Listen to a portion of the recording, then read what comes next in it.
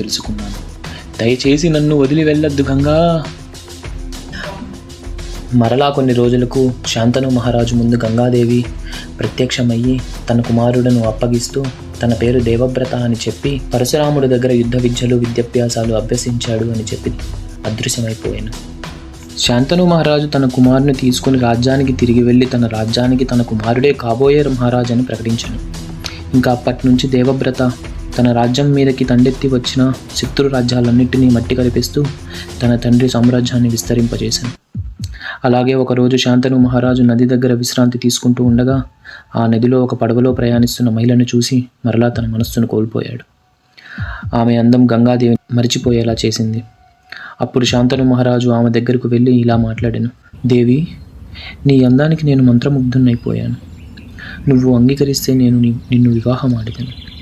దయచేసి ఈ విషయమై మా నాన్నగారిని